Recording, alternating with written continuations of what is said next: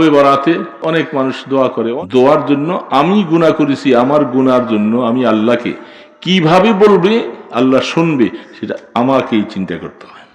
এই জন্য সবচেয়ে মোবারক সময় হলো শেষ রাত্রি। ওযু করে 4 রাকাত 6 রাকাত নামাজ পড়বেন, তাহাজ্জুদ পড়ে বসে আল্লাহ পাকের কাছে সূরা ফাতিহা একবার, কুল হু আল্লাহ 10 বার বা 3 বার, আস্তাগফিরুল্লাহ পড়ে বাতি বন্ধ, বাতি জ্বালানোর দরকার নেই, মোবাইল বন্ধ, ওই সময় নিরিবিলি মাওলার কাছে হাত তুলবেন। এমন অবস্থা আসবে আল্লাহ পাকের মহব্বত আপনার দিকে যখন এইভাবে ঢেলে দিবে, আপনি কাঁদতে কাঁদতে হয়রান হয়ে যাবেন, পেরেশান হয়ে যাবেন, রাত শেষ হয়ে যাবে, ফজরের আজান হয়ে যাবে, কান্না শেষ হয় না। কেমনে বললে আল্লাহ শুনবেন এটার জিম্মাদারি আপনার। গুনাহ করছি আমি, জিম্মাদারি কি আরেকজনের? এই জন্য আল্লাহকে বাধ্য করতে হবে, এমন ভাবে চাইতে হবে, এমন ভাবে নিজকে পেশ করতে হবে যেন আল্লাহ পাকের মায়া আসে। কলবে গাফেলের দোয়া আল্লাহ শুনে না, উদাসীন মানুষের দোয়া আল্লাহ শুনে না। দোয়ার জন্য হামাতন দিল মন সব কিছু আল্লাহ পাকের দিকে মোতাওয়াজ্জহ হতে হবে, বাহিরের সব খেয়াল বাদ করে দিতে হবে, এবং দোয়াটা সুন্নত তরিকা মতো যেন হয়। হাতটা সিনা বরাবর থাকবে, হাতের তালুটা কেবলা থাকবে আসমানের দিকে, আমার নজর থাকবে তালুর দিকে, এবং খুব মনোযোগ সহকারে ওইভাবে আমরা আল্লাহ পাকের কাছে দোয়া করব। 2টা তওবা। অনেকে আস্তাগফিরুল্লাহ আল্লাজি এটা পারে না, এটা হাদিসের মধ্যে সরাসরি ইবারত। আর আমরা যেটা পড়ি আস্তাগফিরুল্লাহ রাব্বি, এটাও পড়া যাবে, অসুবিধা নেই। এটা লফজটা হাদিসের না, অর্থটা হাদিসের, মানাটা হাদিসের। এই জন্য আস্তাগফিরুল্লাহ রাব্বি মিন কুল্লি যামবি ওয়া আতুবু ইলাইহি। লা হাওলা ওয়ালা এটা এই তওবার অংশ না, এটা ভিন্ন আমল। আপনি ভিন্নভাবে লা হাওলা ওয়ালা কুওয়াতা ইল্লা বিল্লাহ, এটা শুধু আস্তাগফিরুল্লাহর সাথে নয়, যত পারেন বেশি বেশি করে পড়বেন। সুবহানাল্লাহ আলহামদুলিল্লাহ লা ইলাহা ইল্লাল্লাহ আল্লাহু আকবার, এটা মুখস্থ আছে। ফজরে 100, মাগরিবে 100 পড়ব। সুবহানাল্লাহি ওয়া বিহামদিহি সুবহানাল্লাহিল আযীম, এটা পড়ব। হ্যাঁ, আচ্ছা। তো আপনার আস্তাগফিরুল্লাহ 100 বার, 5 ওয়াক্ত নামাজের পরে 20 বার করে পড়লে 100 বার হয়ে যাবে না? দুরূদ শরীফ কমপক্ষে 100 বার, বেশি যত পারি। কত গুনাহ করেছি আর কত তওবা করতেছি, ভাঙতেছি। আল্লাহ না করুক চক্ষু যদি বেগানার দিকে পড়ে যায়, সাথে সাথে নজরটা ফিরে যা, ইস্তিগফার পড়ব, আল্লাহ আল্লাহ বেখেয়ালে চক্ষুটা চলে গেছে সেই দিকে, বাঁচাও আমাকে গুনাহ থেকে। এর বাবা না বাঁচতে পারলে উপায় নাই। এই জন্য আমরা এই যে রমজান আসতেছে আমাদের চোখে পানি আসে না, কি বলেন? ঠিক না ব্যাঠিক বলে? সবে বরাত গেছে না, কি কতটুকু কাঁদছি আল্লাহর কাছে চোখের পানি ছেড়ে। হাদিসের মধ্যে স্পষ্ট আছে, কোরআনের মধ্যে আছে, যারা আল্লাহ পাকের ভয়ে একটা মাছির মাথা পরিমাণ 2 ফোঁটা চোখের পানি যদি তার আসে, আমি আল্লাহ আমার গোলামের গুনাহ মাফ করে দিব। এখন আমার চোখের পানি ছাড়ে না, কারণ চোখের পানি কান্না, আল্লাহ রসুল বলছেন এটা এখতিয়ারি নয়, গায়রে এখতিয়ারি। ইচ্ছা করলে কান্না যাবে না, ইচ্ছা করে কেউ কানতে চোখের পানি আনতে পারবে? এটা গায়রে এখতিয়ারি। এটা উপরওয়ালার সাথে জ্যাক লাগাইতে হবে, উপরওয়ালার সাথে সম্পর্ক লাগাইতে হবে। মুঝে খোয়া মেরে আকল ইলম নে মুঝে আপনা দিওয়ানা বানালে। শুধু আকলের পূজারি হইয়া হইয়া জীবন শেষ করে দিলাম। हर तमन्ना दिल से रुखसत हो गई, अब तो आजा अब तो खलवत हो गई। আল্লাহ আমার দিলের থেকে আমি এগুলি সব বাইর করে দিছি। ও মাওলা, তোমাকে চাই, তুমি দয়া করে আমার কলবে একটু জায়গা নাও, তাহলে আমি গুনাহ থেকে বাঁচতে পারবো। বুজুদ চিজে কে দাদি মঞ্চে দারাম চেমি জুই যে জেবো আসতিনম। আল্লামা রুমি বলতেছে, আল্লাহ তৌফিক তো তুমি দিবা, তুমি না দিলে আমি গুনাহ থেকে বাঁচতে পারবো না, চক্ষুটাকে বেগানার থেকে ফিরাইতে পারবো না। তুমি না দিলে আমি তওবা করে করে গুনাহ থেকে বাঁচা আমার জন্য সম্ভব না। নামাজের তৌফিক দিবা, তেলাওয়াতের তৌফিক দিবা, জিকিরের তৌফিক দিবা, তওবা করার তৌফিক দিবা, তাহলে আমি গোলামটা গুনাহ থেকে বাঁচতে পারবো। তৌফিক দিবেন কে বাবা?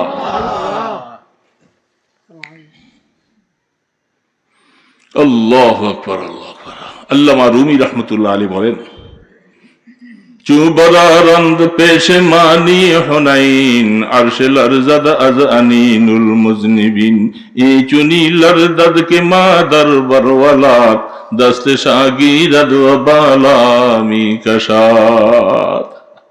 আল্লামা রুমি বলতেছে, হুনাইনের যুদ্ধের মধ্যে সাহাবায়ে কেরামদের ভিতরে একটু অহংকার আসছিল, ওজব আসছিল, ওজব।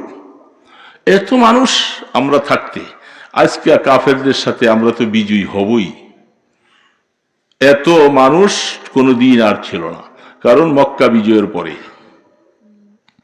তখন দলে দলে মানুষ মুসলমান হইতেছে। হুনাইনের যুদ্ধের মধ্যে প্রায় 14,000-এর উপরে মুসলমানের সংখ্যা, এর মধ্যে 2,000 মাত্র আনসার মুহাজির, আর বাকি 90 নতুন মুসলমান সব যারা মক্কা বিজয়ের সময় হয়েছিল। এদের ভিতরে একটা ওজব আসছে, আমরা এত মানুষ থাকতে এটা আমাদের ভিতরে আসে না নাই? আমার কথা ভালো, আমার কাজ ভালো, আমার ছেলে ভালো, আমার সবকিছু ভালো, হামছে মান ডঙ্গরে নিস্ত, আমার থেকে আবার বড় কেটায়।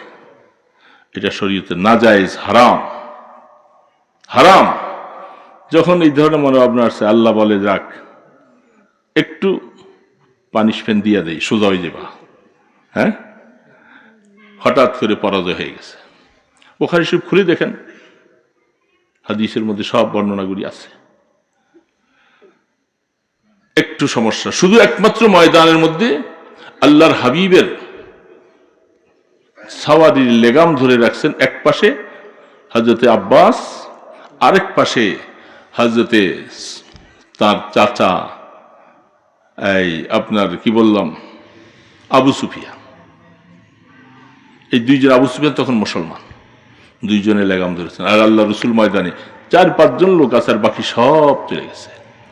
কিন্তু আল্লাহ রসুল সর্বদা সর্বাবস্থায় কোনোদিন যুদ্ধের মধ্যে পিঠ দেখান নাই।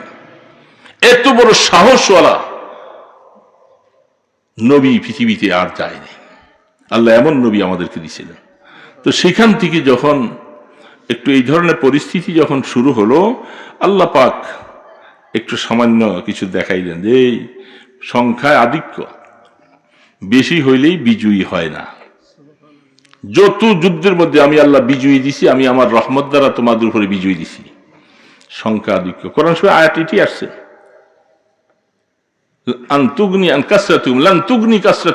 তোমাদেরকে আধিক্যের কারণে তোমরা যুদ্ধে বিজয়ী লাভ করো নাই, এই পরাজয় হয়ে গেল।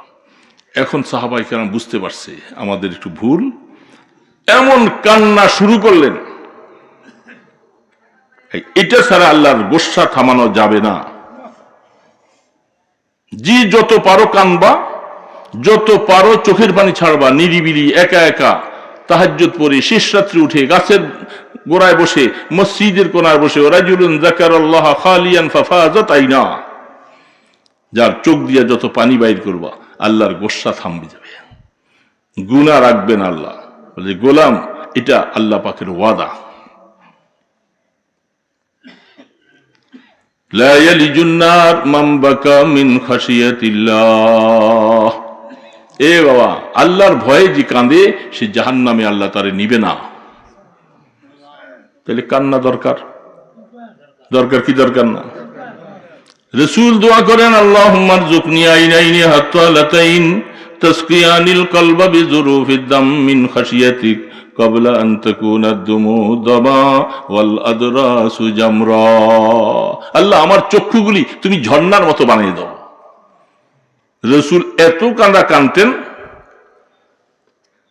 সেজদা দিয়ে দিয়ে।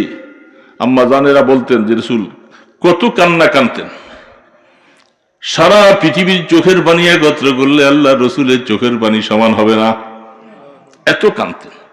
আমরা কি হয়ে গেলাম? আমার কি হলো? আমার গুনাহ নাই? আমি মাপ নিতে হবে না আমার? তাহলে আমি কেন কাঁদতে পারি না? ওই কারণ একটা, যেহেতু কান্না এটা এখতিয়ারি না, ইচ্ছা করলেই কান্না আসে না, কান্না আসবে উপরওয়ালার নির্দেশে।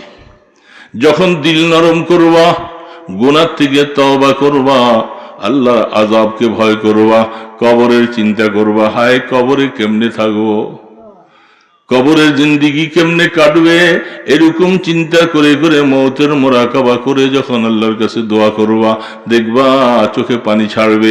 আর গুনাহ কবিরা ছেড়ে দেওয়া লাগবে কোনটা? বেগানা নারীর দিকে দেখলে চক্ষু পানি ছাড়বে না, চক্ষু তখন শক্ত হয়ে যাবে। তুই গুনাহ কবিরা করবি আর আমি চোখের পানি ছাইড়া তোর গুনাহ মাফ করাবো, এটা হতে পারে না। তুই গুনাহ কবিরার থেকে ফির। এই জন্য যে চক্ষু বেগানার দিকে দেখে সেই চক্ষু সহজে পানি ছাড়ে না। মুসলমান ভাইরা মনে রাখবো, মনে রাখবেন না ইনশাল্লাহ? সবাই তুই ঘুমাইতে আছে, অল্প সময় কথা শেষ করে দিতেছি, হারি ক্লান্ত হয়ে গেছে। কয়টা বাজে রাত? 10:45। আহা, রমজান আসতেছে, গুনাহ মাফের। এই জন্যই के बराबर मी कशद शाह मजीद अश्कर आदर उजने बाखूने शहीद। আল্লামা জালালউদ্দিন রুমি রহমতুল্লাহ আলাইহি বলে, হে দুনিয়ার ইমানদার মুসলমান বাবাজিরা শুনে নাও, আমার আল্লাহ পাক কি মেহেরবান, কি দয়ালু। যখন তুমি কানবা তোমার চোখের পানিটা আল্লাহ পাক শহীদের রক্তের সাথে ওজন করবে। কে বরাবর মি কশদ শাহে মজিদ আশকের আদার ওজনে বাখুনে শহীদ। সাধারণ ব্যাপার নয়, চোখের পানির মূল্য কত। সারা পৃথিবীর মধ্যে সবচেয়ে দুইটা ফোঁটা, একটা হলো আল্লাহর দ্বীনের জন্য শহীদ হয়ে যাওয়া, রক্ত দেওয়া, আর 2 নম্বর আল্লাহর ভয়ে 2 ফোঁটা চোখের পানি ছাড়া। এর থেকে এত দামি জিনিস পৃথিবীতে আর নেই। আল্লাহ পাকের গোসা থামাবার জন্য এটা সবচেয়ে বড় জরুরি। কিভাবে আসবে, কিভাবে কানবেন? নিরিবিলি। কোরআনের মধ্যে আল্লাহ রসুল হাদিসে বলতেছেন, নিরিবিলি বসে আল্লাহ যে গোলাম চোখের পানি ছাড়ে, ফাফাজাত আইনা, তার চোখের পানিগুলি ঝর্ণার মতো পড়তে থাকে। আল্লাহ সুবহানাহু ওয়া তাআলা বলেন, যখন আল্লামা জালালউদ্দিন রুমি রহমতুল্লাহ আলাইহি বলছেন এই কথা, মুজাদ্দিদে আলফি সানি রহমতুল্লাহ আলাইহি বলেন, এই ইমানদার বাবা, আমার মা বোনেরা মনে রাখো, হাসি দিল লাগি তামসা বেশি করো না। আল্লাহ কোরআনে বলছেন, বেশি করে কান্দ, হাসো কম। বলে নাই? ফালিয়াদহাকু কালিলা ওয়ালিয়াবকু কাসীরা। কেন আল্লাহ পাক বললেন? এই জন্য মুজাদ্দিদ আলফি সানি রহমতুল্লাহ আলাইহি বলে, বাবাজিরা, যখন চোখের পানি তোমার গালের মধ্যে আসতে থাকে, তুমি পানিটা মুইছো না, পানিটা ছাইরা রাখো, দেখবা আমার আল্লাহ মহব্বতের হাত দিয়ে তোমার চোখের পানি মুছে দিবে।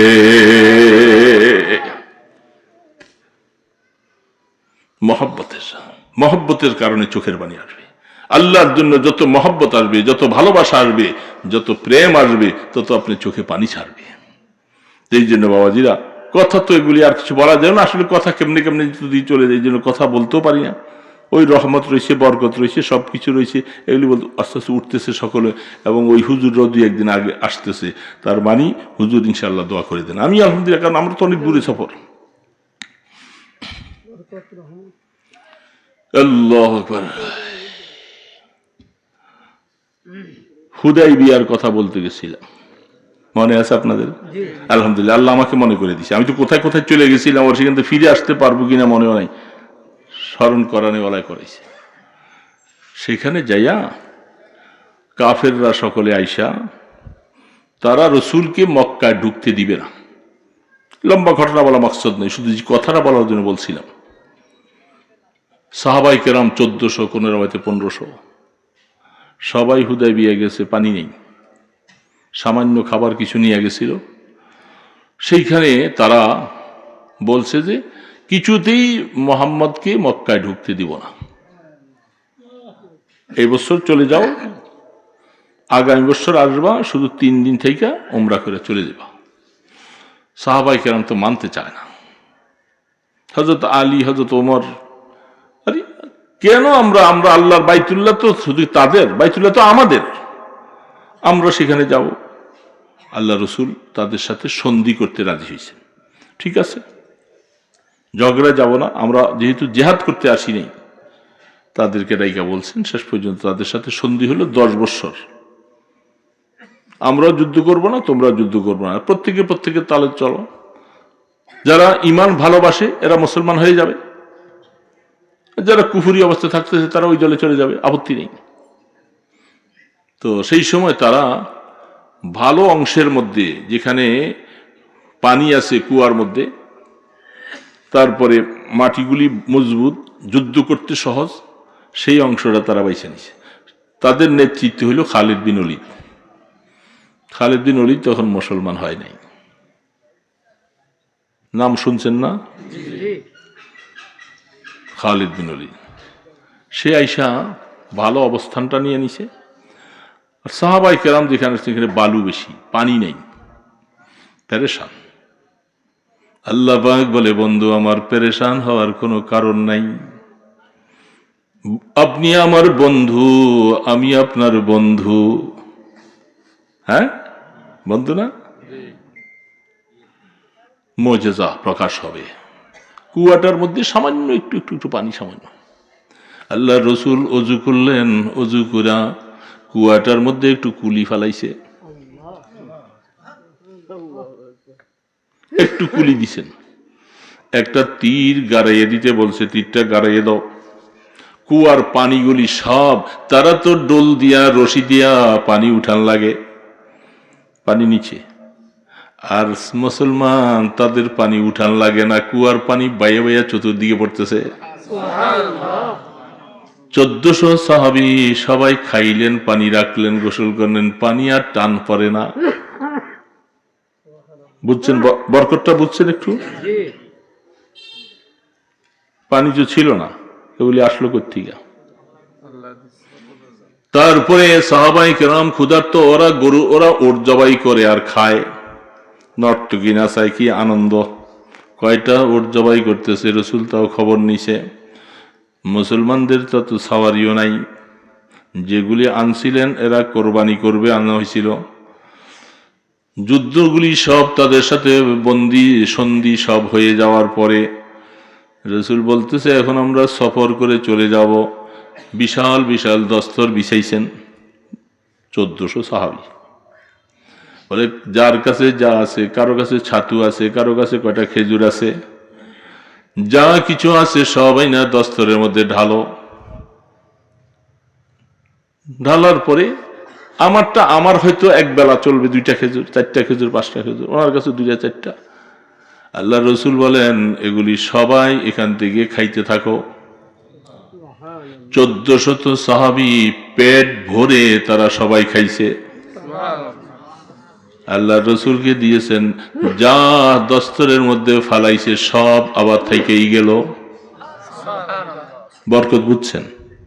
দেখেন বরকত, বরকত বুঝেন। ডিম তো 2টাই রাখছিলাম, 3টা তো হয় না হুজুর।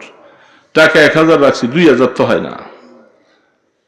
খন্দকের যুদ্ধের মধ্যে সাহাবায়ে কেরাম 1000 সাহাবী খাল খনন করতেছে, খাল কাটতেছে, পেটে পাথর বাঁধা। একটা খেজুর খাই, একটু পানি খাইয়া অর্ধদিন থাকে, খাবার নাই। সাহাবায়ে কেরাম রসুলের কাছে গিয়ে বলে, ও আল্লাহ রসুল, আমরা তো ক্ষুধায় পারি না। আল্লাহ রসুল বলেন, দেখো আমি পেটে 3টা পাথর বাঁধছি, তোমরা তো বাঁধছো একটা, আমি বাঁধছি 3টা। বলার সাহস নেই।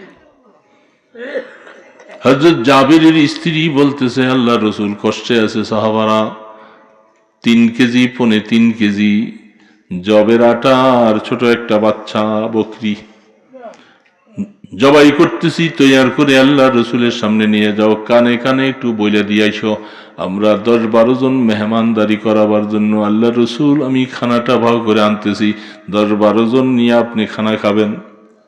দূরেয়া গেছে। আল্লাহ রসুল এলান করে দিলেন, এ সাহাবায়ে কেরাম, যারা খাল খনন করতেছো, শুনছো কি ব্যাপার? জাবের তোমাদেরকে মেহমানদারি করাবে। হযরত জাবের রাদিয়াল্লাহু তাআলা আনহু হাদিসে লেখে, জিহ্বার মধ্যে কামড় দিয়া ইন্নালিল্লাহ বলতেছেন, হায় হায়। 10-12 জনের কথা বলছি, রসুল 1000 সাহাবী সবাইকে আওয়াজ দিয়ে দিছে, কি করব কি করব? দৌড়ে গেছেন বাসায়, বিবি পেরেশান হয়ে গেলাম। কেন পেরেশান? বলে তুমি কি রসুলকে বলো নাই? বলে আমি কানে কানে বলছি। রসুলের কানে যখন আওয়াজ দেওয়ার পরে রসুল এলান করেছে তোমার কোনো টেনশন নাই। দেখছেন মহিলার ইমানের পাওয়ার কত? আল্লাহু আকবার। মহিলার ইমানের পাওয়ার কত! কোনো টেনশন করো না, যেহেতু রসুলের কাছে বলার পরে এলান করেছে, কি হবে না হবে আমরা জানি না। সবকিছু খানা নিয়ে রাখছেন দস্তরের মধ্যে বিছাইবার আগে বলছে জাবের ঢাইকা রাখো। ঢাইকা সেখান থেকে রুটি আর গোশত উঠাই দিতে থাকো। 1000 সাহাবী সবাইকে দিতেছে। দিতে খোদার কসম, বুখারী শরীফ হাদিস খুলে দেখেন, এগুলি সাবকের মধ্যে আমরা ছাত্রদেরকে পড়াই। 1000 সাহাবী পুরা ফুল ভরপুর খাইছে। ডেগের মধ্যে যা লই আইছিল এগুলি সবই রয়ে গেছে। এটা কি? বলে যাবেন বাসায় নিয়ে যাও, বাসাওয়ালাদেরকে খাওয়াও। এটা কি গল্প, কিচ্ছা? হিরে বাবা, এগুলি হাদিসের কথা না, বুখারী শরীফের হাদিসের কথা। বরকত বুঝেন? এখন বুঝছেন বরকত? 3 কেজির আটা আর একটা ছোট বাচ্চা 1000 মানুষে কেমনে খায়? হযরত জাবির রাদিয়াল্লাহু তাআলা আনহুর বাবা আব্দুল্লাহ ইবনে হারাম রাদিয়াল্লাহু তাআলা আনহু উহুদের যুদ্ধে মারা যায়, শহীদ হয়ে যান।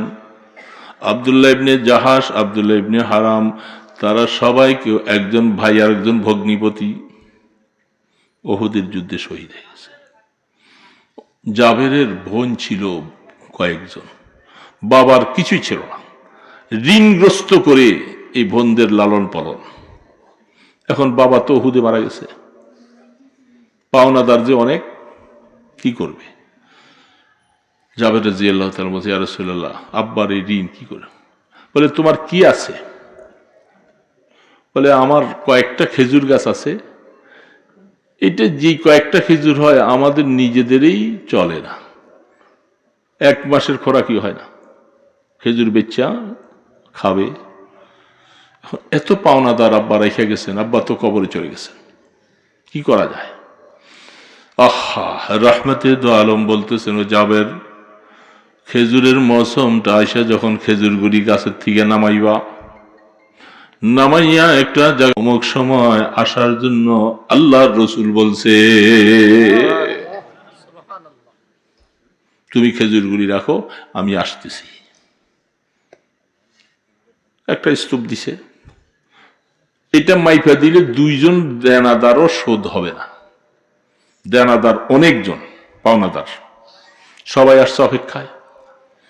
রহমতে দো আলম, কি বলবো বাবা, রহমতে দো আলম মুহাম্মাদুর রাসূলুল্লাহ সাল্লাল্লাহু আলাইহি ওয়াসাল্লাম যাওয়ার পরে খেজুরের স্তূপটার চতুর্পাশে 3টা বার চক্কর দিছে, দিয়া একটু থুতু ফেলছে। রাসূল দূরে বসে আছেন, পাওনাদারদেরকে ডাকো, যত টাকা পাবে ওই টাকার বিনিময়ে কতটুকু খেজুর দেওয়া লাগে হিসাব নিকাশ সব শেষ। জাবের তুমি মাপতে থাকো, সবাইকে বস্তা নিয়ে নিতে বলো। যত পাওনাদার ছিল হযরতে আব্দুল্লাহর উপরে সমস্ত পাওনাদারকে খেজুর মাইপা দিতে জাবের আরো লোক রাখছেন, ঘামাইয়া অস্থির হয়ে গেছে। সমস্ত পাওনাদার শেষ, এলান করা হয়েছে আর কেউ আব্দুল্লাহ ইবনে হারামের কাছে কোনো পাওনা পাবে কিনা, নাই কেউ নাই, সব পরিশোধ। এবার দেখে খেজুরের স্তূপে যা আছে একটা খেজুরও কমে না। হায় হায় হায়, কে আলে আরিফা বাশদ মুহাম্মদ, জামালে দিলবরা বাশদ মুহাম্মদ, জমিরা ইজ্জা বাশদ মুহাম্মদ, ফলক রাবা হিজাব বাশদ মুহাম্মদ। রাসূল চিনলাম না, আমরা বরকত বুঝি না, বরকত বুঝি না। আরে বরকত কাকে বলে? আম্মা জান আয়েশা সিদ্দিকা রাদিয়াল্লাহু তাআলা আনহা বলেন, বুখারী শরীফের মধ্যে হাদিসটুকু দেখুন, 12 পারার শেষের মধ্যে যা লেখা, আম্মা জান আয়েশা বলেন, আল্লাহর রাসূল দুনিয়াতে থাকাকালীন একটা চাক্কির মধ্যে, একটা পাত্রের মধ্যে কিছু জব রেখা, এখান থেকে আমরা আটা রুটি বানাইতাম। রহমতে দো আলম দুনিয়া থেকে চলে গেলেন।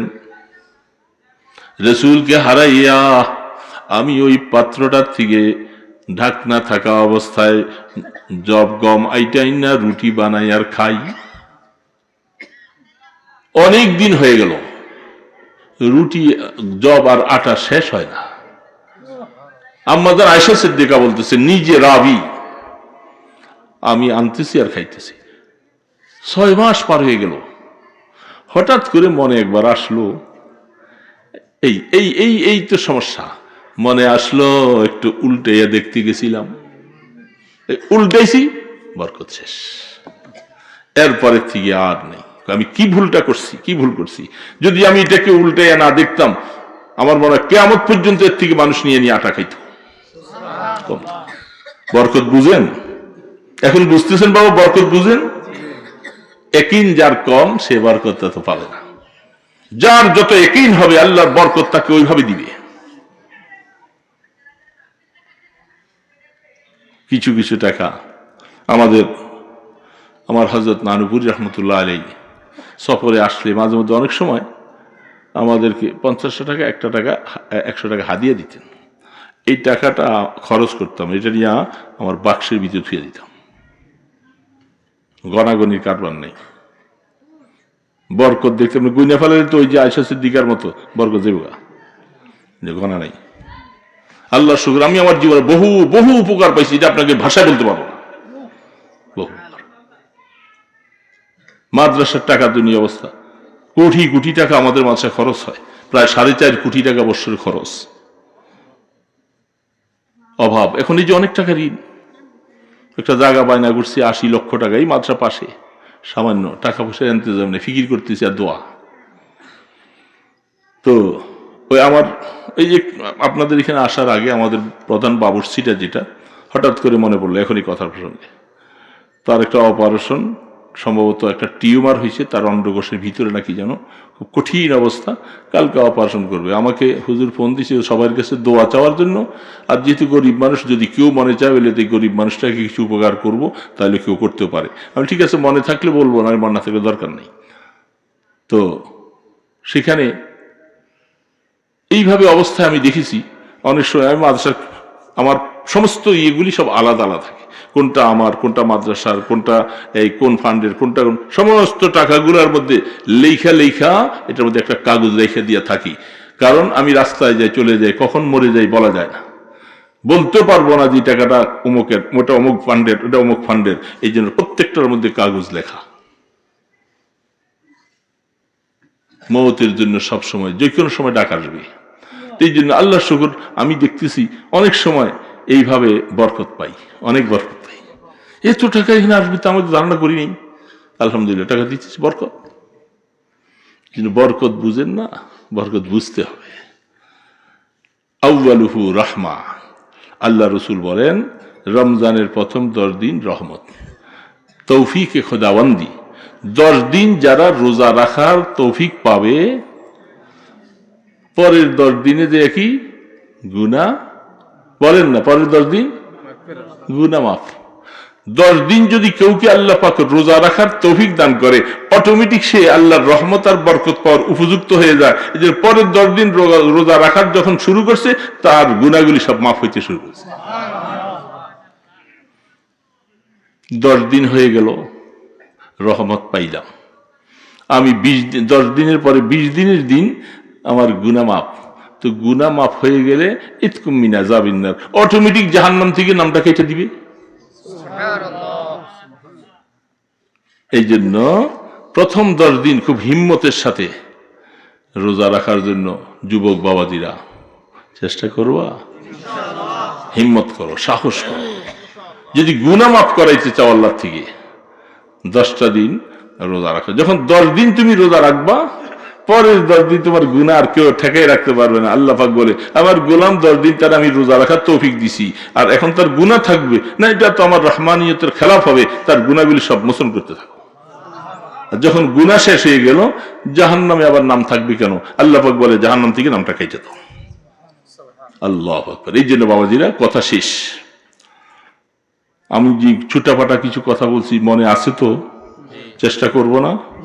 রমজান মাসে হুজুরদের কাছে কোরআন শরীফ শিখবেন জোহরের পরে, আর ফজরের পরে সূরা ইয়াসিনটা ইমাম সাহেব হুজুর থেকে শিখবেন। আয়াতুল কুরসি সূরা বাকারার শেষ 3 আয়াত, আপনার সূরা হাসরের শেষ 3 আয়াত, এটা এক শব্দ করে হুজুরের কাছে শিখবেন।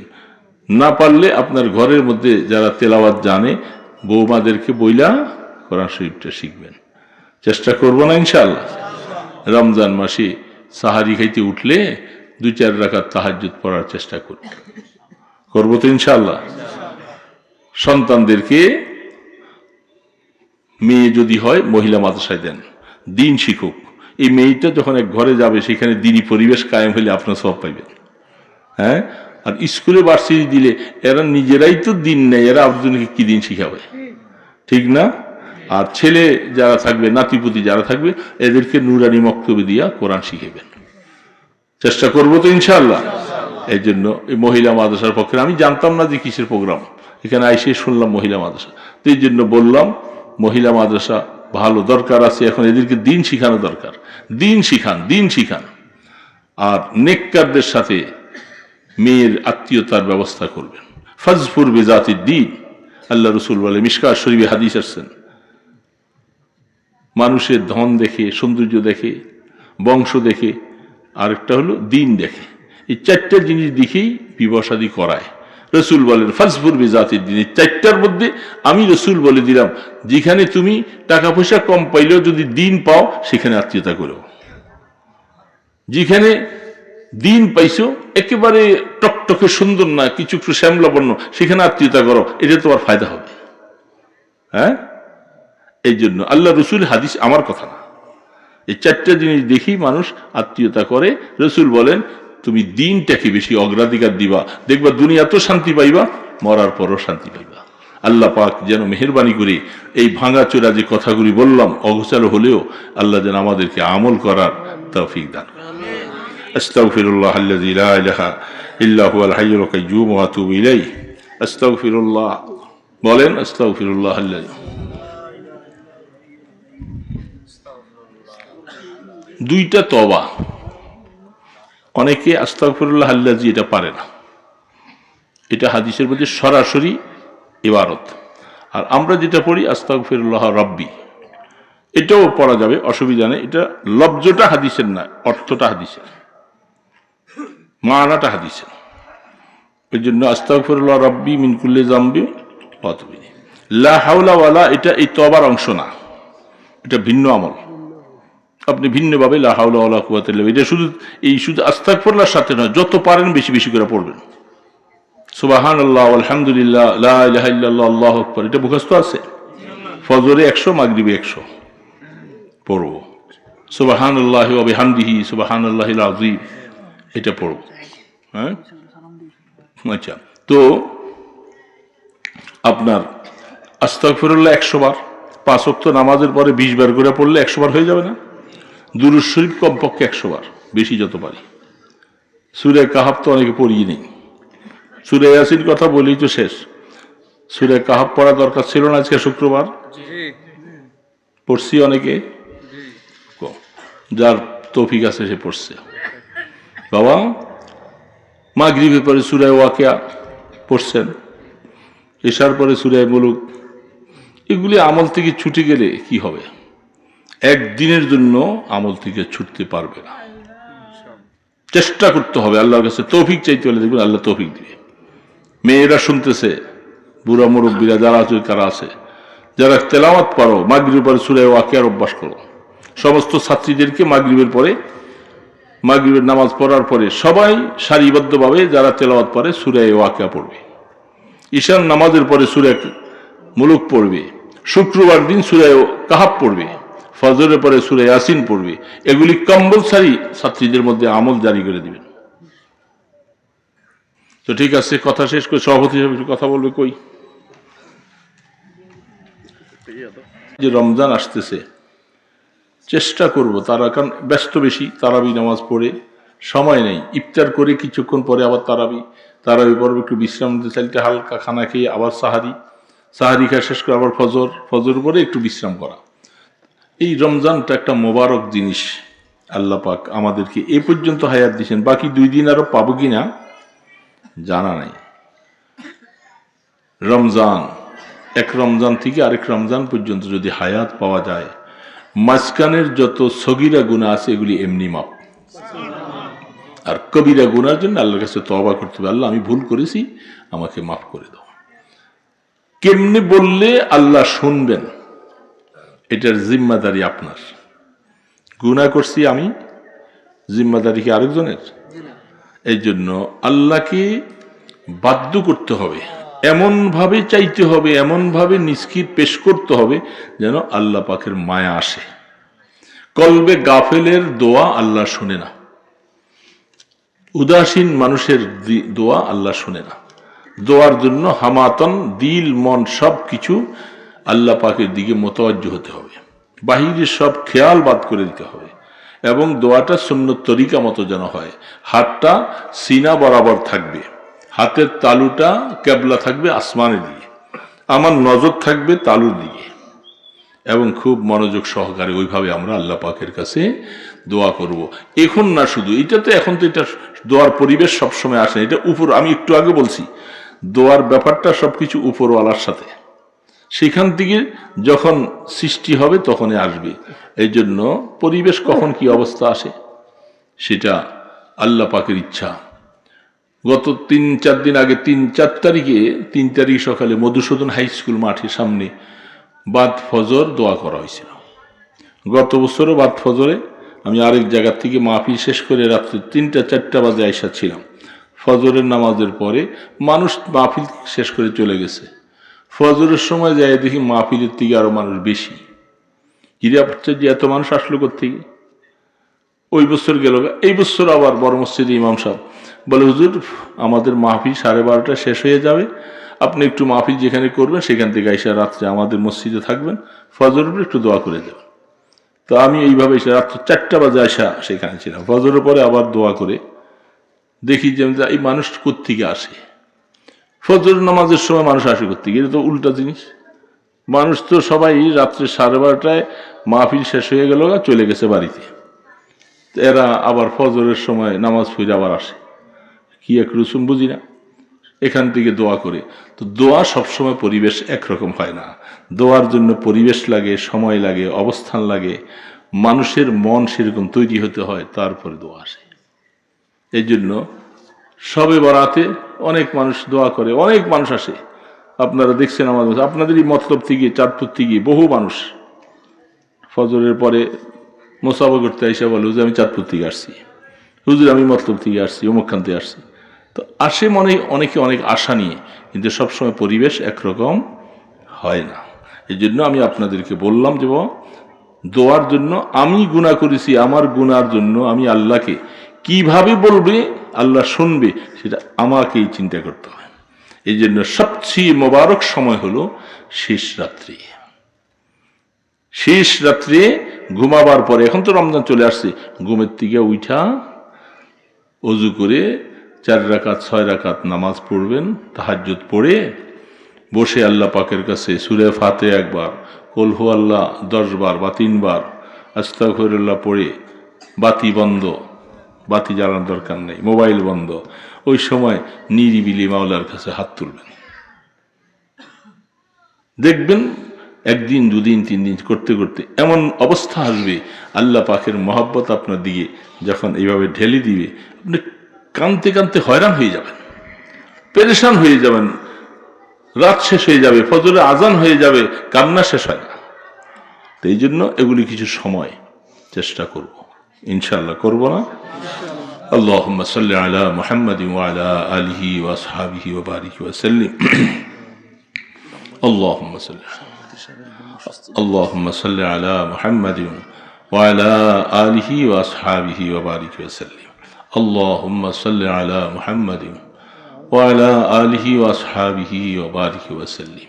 আলহামদুলিল্লাহি রাব্বিল আলামিন, আলহামদুলিল্লাহি রাব্বিল আলামিন, আলহামদুলিল্লাহি রাব্বিল আলামিন, ওয়াসসালাতু ওয়াসসালামু আলা আশরাফিল আমবিয়া ওয়াল মুরসালিন, ওয়াসসালাতু ওয়াসসালামু আলা أشرف الأنبياء والمرسلين والصلاة والسلام على أشرف الأنبياء والمرسلين يا حي يا قيوم يا رحمن يا رحيم يا ذا القوة المتين يا راحم المساكين يا غفار يا ستار يا غفار يا ستار لا إله إلا أنت سبحانك لا إله إلا أنت سبحانك لا إله إلا أنت سبحانك إني كنت من الظالمين إني كنت من الظالمين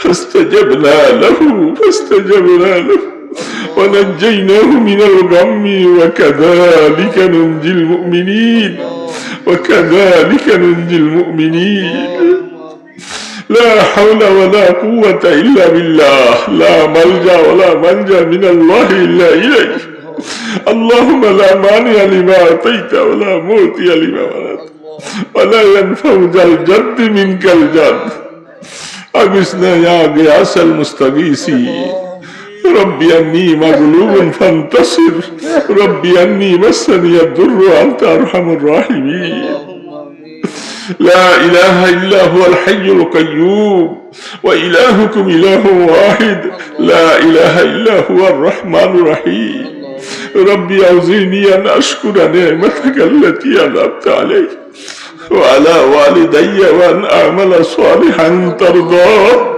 وأن أعمل صالحا ترضاه وأن أعمل صالحا ترضاه وأدخلني برحمتك في عبادك الصالحين وأدخلني برحمتك في عبادك الصالحين আয় আল্লাহ আল্লাহ রাত্রে গভীর হয়ে গেছে মাওলা আমরা কতগুলি গুনাহগার বান্দা আমরা পাপী আমরা নরাধম আমরা নিকৃষ্ট অবস্থায় আপনার শাহী দরবারে মিসকিনের মতো দুইটা হাত তুলেছি মাওলা এ রহমান রহিম গোলাম তো তোমার মাওলা তোমার গোলামকে তুমি মারলে কাটলে কারো কোনো বাধা দেওয়ার ক্ষমতা নাই মাওলা আল্লাহ আমরা এতিম আমরা কাঙ্গাল আমরা নবী হারা হয়ে গেছি মাওলা আমরা সাহাবী হারা হয়ে গেছি আমরা মা বাবা হারা হয়ে গেছি আল্লাহ আল্লাহ আমাদেরকে মাফ করে দাও মাওলা আমাদেরকে একটু ক্ষমা করে দাও মাওলা আমাদের প্রতি একটু মায়ার নজরে তাকাও আল্লাহ মওতের সময় আমাদেরকে বেইজ্জতি করো না মাওলা এ মাওলা সন্তানরা শিউরে বসে আব্বা বলে ডাকবে মুখে ডাবের পানি চিড়ের পানি দিবে গালি বেবি পড়ে যাবে মাওলা ভিতরে নেওয়া যাবে না আল্লাহ এমন একটা অবস্থা যখন হবে শয়তান এসে আমাকে বেমান বানাবার জন্য চেষ্টা করবে আমাকে ঈমান দেওয়ার জন্য আল্লাহ তুমি ফেরেশতা পাঠাইয়া দিও তারা যেন পাহারাদারি করে আল্লাহ আল্লাহ আপনি বলছেন তাতানাজ্জালু আলাইহিমুল মালাইকা ফেরেশতা পাঠাইয়া দিবা বলছো আল্লাহ আমাদের মওতটা রহমতের মওত দিও আল্লাহ মওতের সাকরাত যে কত কষ্ট রে আল্লাহ তোমার নবী পর্যন্ত মওতের সাকরাত থেকে ফারা চেয়েছে লা ইলাহা ইল্লা আনতা লা ইলাহা ইল্লা আনতা কোনো ইলাহ নাই কোনো মাবুদ নাই শুধু তুমি আর তুমি মাওলা এ মাওলা মওতের সময় ঈমান নসিব করে দিও আল্লাহ বেঈমান বানাইয়া কবরে দিও না সারা জীবনের সেজদাগুলি সব বাতিল হয়ে যাবে আমার ইবাদত তাসবিহ তাহলিল সব বাতিল হয়ে যাবে আল্লাহ ঈমানের দৌলত নসিব করে দিও আল্লাহ জবানে একটু কলেমাটা পড়াইয়া আল্লাহ আপনি আমাদের একটু মায়া করে উঠাইয়া দিয়েন আল্লাহ আল্লাহ ঈমানদারের রূহ নেবার জন্য জান্নাত থেকে রেশমির রুমাল নিয়ে আসা হবে আল্লাহ আল্লাহ আমাদের নসিব করে দিও আল্লাহ আমাদের তাকদীর খুলে দিও মাওলা ওখরুজি রাদিয়াতাম মারদিয়া ফেরেশতা বলবে ও নেককারের রূহ বের হয়ে আসো যে অবস্থায় মাওলা তোমার উপরে রাজি তুমিও মাওলার উপরে রাজি আল্লাহ ওই মুমিনের রূহ নিয়ে যখন আসমানের দিকে যাবে সুগ্রাম মুখরিত হবে মারহাবান মারহাবান বলে ফেরেশতারা তাকে সম্বোধন করবে। আল্লাহ আমাদের রূহটাকে ওরকম বানাইয়া দাও না, আমাদের রূহটাকে গুনাহমুক্ত রূহ বানাইয়া দিও আল্লাহ। আল্লাহ কবরে নিয়ে আমরা কেমনে থাকবো মাওলা? অন্ধকার কবরে আমার কেউ নাই মাওলা, ছেলে নাই, মেয়ে নাই, বন্ধু নাই, খাট পালন নাই, তুষুক নাই, কিছু নাই। পানির মধ্যে ঢেলে দিয়ে আসে অনেক সময় মাওলা, কবরে পানি উঠতে থাকে, পানি সিঁচতে আর পারে না, তখন মা বাবাকে কলা গাছ কাইটার মধ্যে ভাসাই দিয়ে আসে। এ মাওলা, এই কবরকে তুমি রহমতের কবর বানাইয়া দিও, কবরকে সাপ বিচ্ছুর গর্ত বানাইও না আল্লাহ। কবরে নিয়ে জাহান্নামের আগুন জ্বালাই দিও না আল্লাহ। তুমি আমাদেরকে মাইরো না মাওলা, মাওলা তুমি আমাদের একটু মায়া করো আল্লাহ। কিয়ামতের ময়দানে আমলনামার ডান হাতে দিও, হিসাবের কড়াকড়ি করো না মাওলা।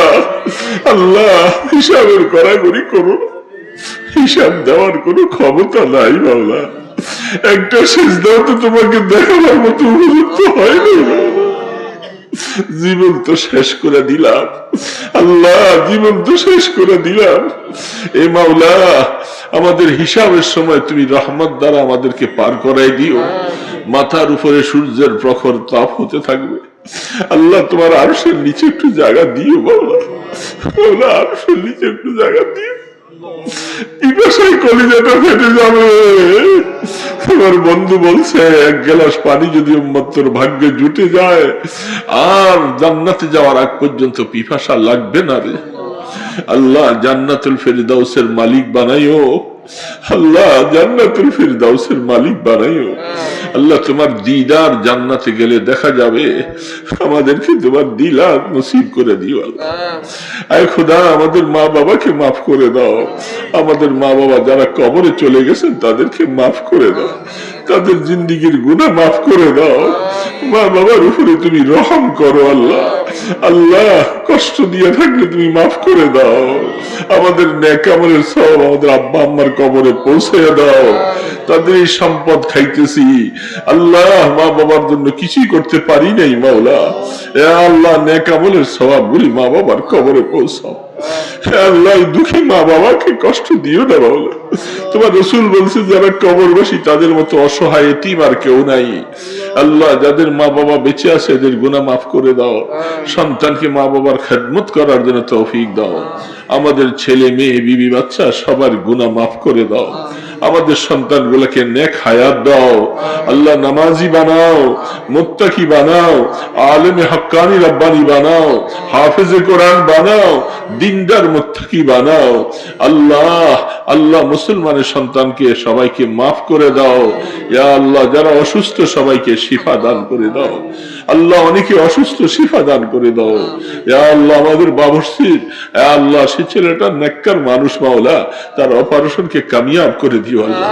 সুস্থতার সাথে তাকে আবার খেদমতে আঞ্জাম দিবার তৌফিক দিও আল্লাহ। যারা তোমার বান্দার খেদমতের জন্য অর্থ দিয়েছে তাদেরকে দুনিয়া ও আখিরাতের ভালাই নসিব করে দাও আল্লাহ। মা বোনেরা যারা পর্দার মধ্যে বসে হাত তুলেছে আল্লাহ, এদের সকলের গুনাহ মাফ করে দাও, সবাইকে দিনদারিনী বানাইয়ে দাও, আবেদা সালেহা বানাইয়ে দাও আয় আল্লাহ। তাদের দ্বারা তাদের ঘরগুলাকে নূরানি পরিবেশ তৈরি করে দাও, তাদের সন্তানগুলাকে নেক হায়াত দান করো।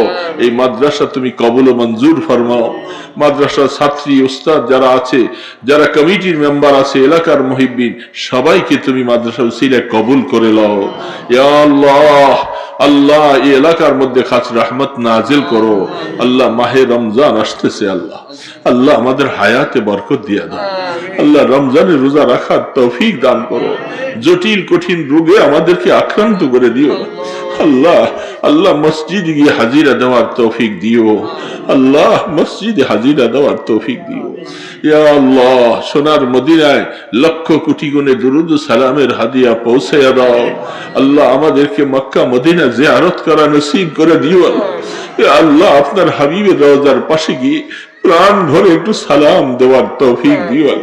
আমাদেরকে সুস্থতার হায়াত দাও, আমরা যেন যেতে পারি বারবার করে তৌফিক দেওয়া আল্লাহ। অসুস্থতার কারণে সাহস হয় না যেতে আল্লাহ, তুমি সব কিছু পারো, তোমার কাছে কোনো কিছুর কমি নাই মাওলা ইয়া আল্লাহ। এই মজলিসের মধ্যে যাকে ভালো লাগে তোমার যে বান্দার 2 ফোঁটা চোখের পানি তোমার কাছে ভালো লাগছে, আল্লাহ এর উসিলা আমাদের সবাইকে কবুল করে নাও। আমাদের এই পানিগুলি তোমার কাছে আমানত, কিয়ামতের ময়দানে জাহান্নাম ধাউ ধাউ করলে নিভাইয়া দিও আল্লাহ। ইয়া আল্লাহ দয়া করে কবুল ফরমাও। আপনার হাবিবের তোফাইলে, আপনার ইসমে আজমের উসিলায় আমাদের দোয়াগুলি কবুল করে নাও। সাল্লাল্লাহু তাআলা আলা খায়রি খালকিহি মুহাম্মাদিন ওয়া আলা আলিহি ওয়া আসহাবিহি আজমাইন বিরহমাতিকা ইয়া আরহামার রাহিম। রমজান, এক রমজান থেকে আরেক রমজান পর্যন্ত যদি হায়াত পাওয়া যায়, মাঝখানের যত সগীরা গুনাহ আছে এগুলি এমনি মাপ, আর কবিরা গুনার জন্য আল্লাহর কাছে তওবা করতে হবে, আল্লাহ আমি ভুল করেছি, আমাকে মাফ করে দাও।